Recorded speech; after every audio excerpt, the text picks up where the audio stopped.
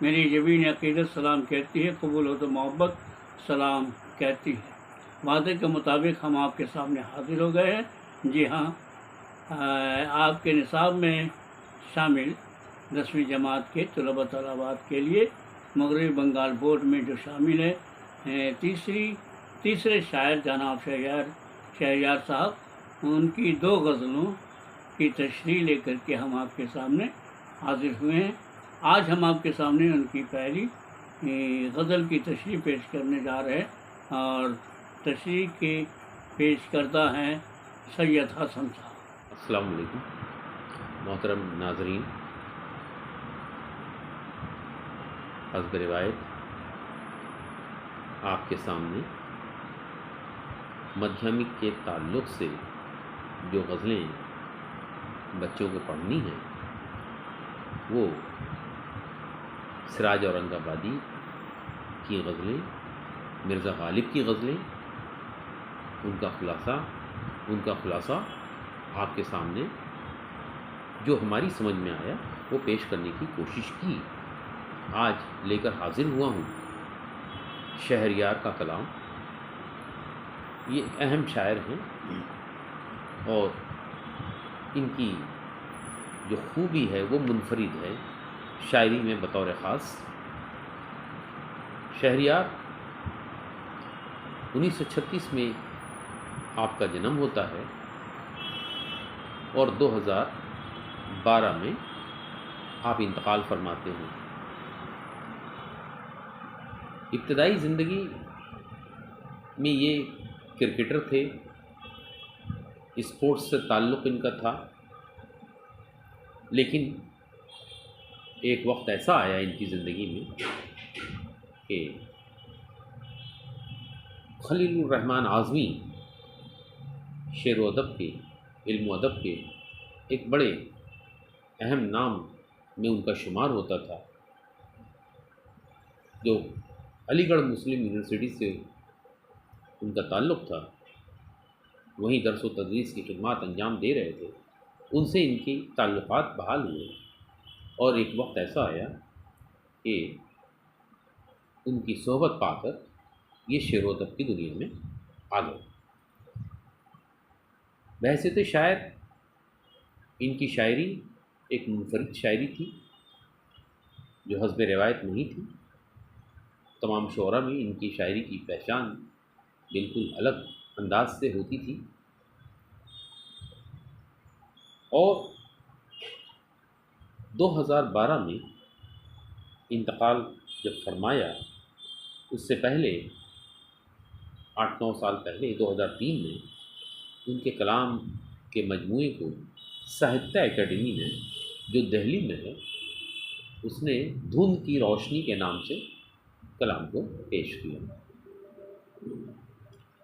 جس میں 5 ان کے شعری مجموعے تھے، جس میں اسم اعظم، 7واں در، ہجر کا موسم، خواب کا در بند ہے اور نیند کی کرچیں شامل ہیں۔ آئیے وقت کو زیادہ ضائع نہ کرتے ہوئے ہم ان کی شاعری، پہلی غزل ذرا مطلب پر غور فرمائیے گا۔ پہلی غزل میں بھی 5 اشعار ہیں اور دوسری غزل میں بھی 5 اشعار ہیں، لیکن خوبی اس بات کی ہے کہ ان کی شاعری میں، ان کی دونوں غزلوں میں حسب روایت، حسب حال، مطلع میں ان کا تخلص شامل نہیں ہے۔ اس سے یہ ہرگز مطلب نہ لیا جائے کہ وہ مقطع میں ان کا تخلص شامل نہیں ہے۔ اس سے ہرگز یہ مطلب نہ لیا جائے کہ وہ مقطع نہیں ہے، بہرحال اس کی حیثیت مقطع کی ہی ہوگی۔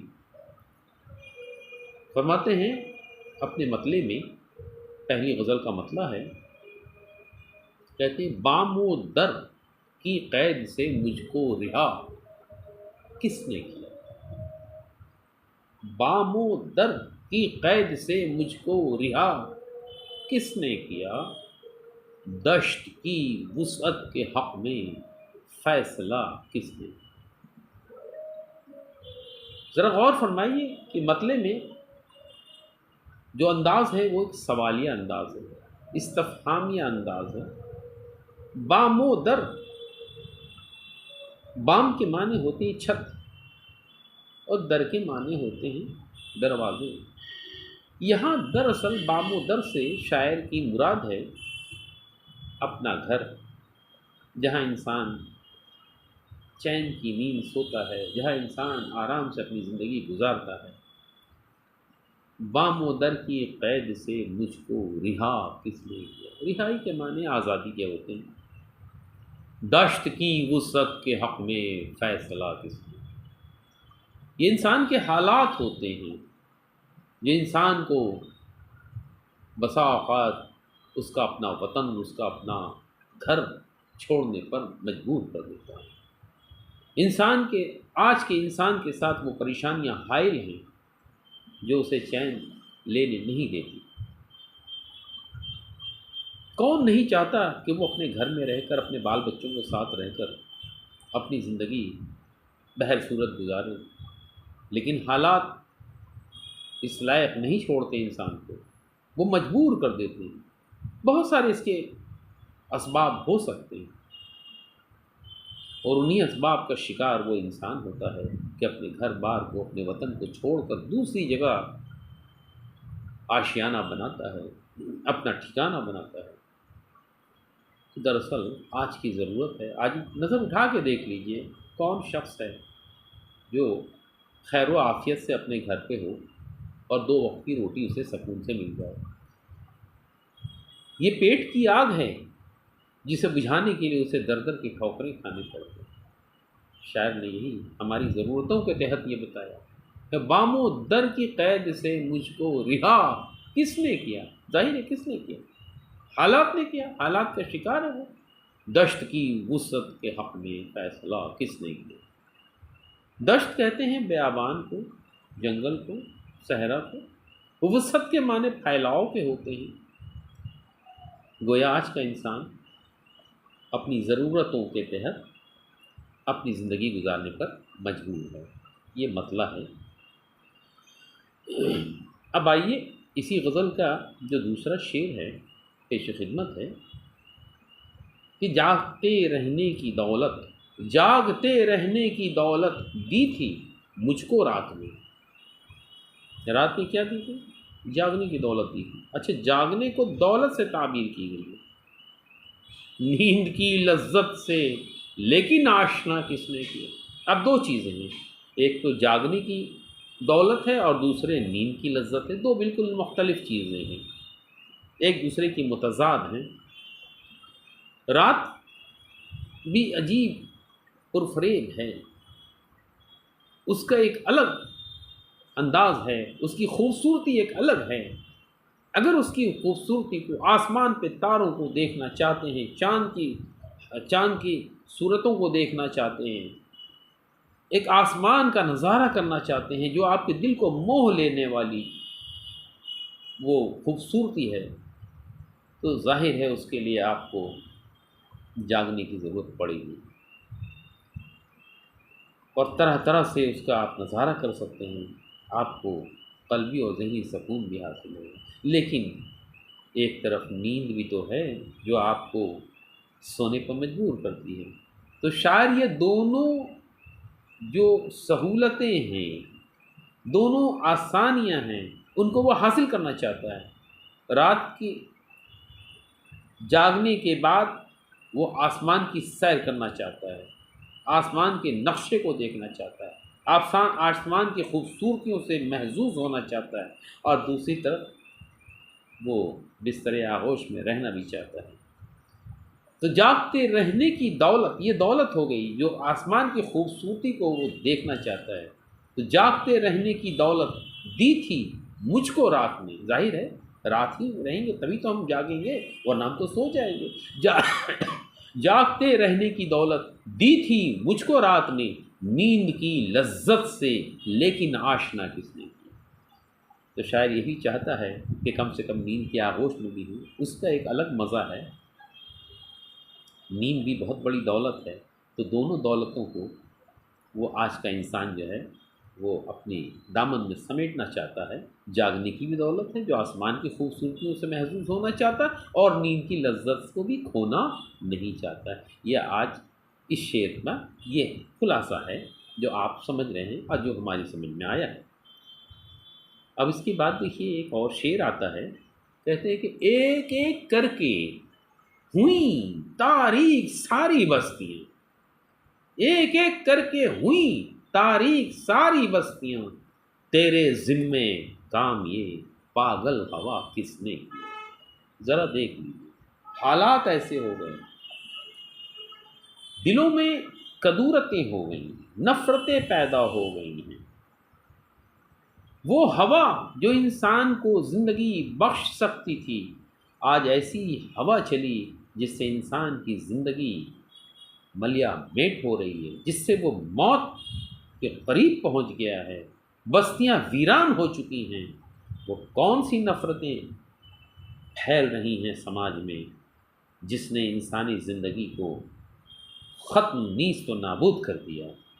شاعر نے اسی طرف اشارہ کیا۔ آج نظر اٹھا کے دیکھ لیجیے، نہ صرف اپنے وطن میں بلکہ وطن سے باہر بھی دیکھیے، جہاں بھی نظر اٹھا کے دیکھیے، آج تعلیم تو حاصل کر لی، ترقی تو کر لی، لیکن نفرتوں کا جو ماحول پھیلا ہوا ہے اس میں کمی نہیں آ رہی ہے، اور اسی کی وجہ سے آج صورتحال ہمارے آبادیوں کی تباہ ہو گئی ہے۔ ایک ایک کر کے ہوئیں، ایک ایک کر کے ہوئیں تاریک ساری بستیاں، تیرے ذمے کام یہ پاگل ہوا، تیرے ذمے کام یہ پاگل ہوا کس نے کی۔ یہ انسان کی خود غرضی ہے، اپنی مفاد پرستی ہے، جس کی زد میں آ کر انسان دوسروں کی زندگی کو قربان کر دیتا ہے، دوسروں کی زندگی کو تہے تیغ کر دیتا ہے۔ انسان، آج کا انسان اپنی ضرورتوں کی تکمیل کے لیے وہ کسی بھی حد تک جا سکتا ہے، اسے ذرا بھی احساس نہیں ہوتا کہ انسانیت مر رہی ہے اور ہم اپنے فائدے میں جٹے ہیں۔ تو آج کے انسان کی سب سے زیادہ کمزوری اسی بات پہ ہے کہ ہزار وہ پڑھ لے، لکھ لے، ترقی کر لے، لیکن اس کی سوچ میں جو ہمدردی، جو بھائی چارگی ہونی چاہیے، اس سے وہ بہت دور ہے۔ تو شاعر نے یہاں سمجھانے کی کوشش کی ہے کہ اگر یہی صورتحال رہی تو یہ حسین و جمیل جو دنیا ہماری ہے، یہ کائنات ہے، یہ بالکل ویرانے میں تبدیل ہو جائے گی۔ اس سے پہلے کہ یہ ویرانے میں تبدیل ہو، ہمیں اپنی سوچ، اپنی فکر، اپنے اندر بھائی چارگی پیدا کرنی ہوگی، انسان سے انسان کو محبت کرنا سکھانا ہوگا۔ آئیے اب اس کے آخری شعر کی طرف ہم لوگ چلے چلتے ہیں کہ اے خدا، اے خدا میں تیرے ہونے سے بہت محفوظ تھا، بہت محفوظ تھا، یعنی کہ حفاظت تھی کہ چلو کوئی ہو نہ ہو، خدا تو ہے، ہمارا خالق تو ہے جو ہماری حمایت میں ہے، ہماری سرپرستی میں، ہم اس کی پناہ میں ہیں، ہم اس کی آغوش میں ہیں، کم از کم وہ تو ہمارا ایک سایہ بن کر ہے، ہماری حفاظت تو کر رہا ہے۔ اے خدا میں تیرے ہونے سے بہت محفوظ تھا، تجھ سے مجھ کو منحرف تو ہی بتا کس لیے۔ وہ کون سے حالات تھے جب انسان اپنے مذہب سے بھی دور ہوتا گیا، اس کا ایمان ڈگمگانے لگا، انسان بڑا کمزور واقع ہوا ہے۔ ایسی صورتحال کو وہ جھیل رہا ہے، اور ایک وقت وہ آتا ہے جب وہ مصیبتوں کی گٹھری کو اٹھا نہیں پاتا تو مذہب سے بھی وہ دور ہو جاتا ہے، کہیں کہیں تو وہ لادین ہو جاتا ہے۔ اسی لیے کہہ رہا ہے اے خدا میں تیرے ہونے سے بہت محفوظ تھا، تجھ سے مجھ کو منحرف تو ہی بتا کس نے کیا۔ یہاں بھی وہی سوالیہ نشان ہے، وہ کون سے حالات تھے جب ہم تجھ سے جدا ہو گئے، جب ہم تجھ سے الگ ہو گئے، جب ہم تجھ سے باغی ہو گئے، جب ہم تجھ سے الگ تھلگ پڑ گئے، دین سے ہم دور ہوتے چلے گئے۔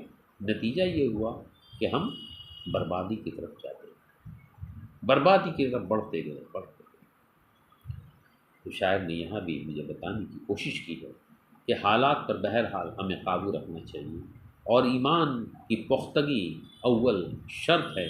اگر ہم ایمان سے دور ہو گئے تو یقین جانیے نہ ہم بچیں گے، نہ ہمارا دین بچے گا، اور نہ یہ خوش رنگ کائنات بچے گی۔ اس لیے شاعر کہتے ہیں اے خدا میں تیرے ہونے سے بہت محفوظ تھا، تجھ سے مجھ کو منحرف کے معنی ہوتے ہیں باغی ہونے کے، تو ہی بتا کس نے کیا۔ اور یہ مقطع کی طرف چلتے ہیں۔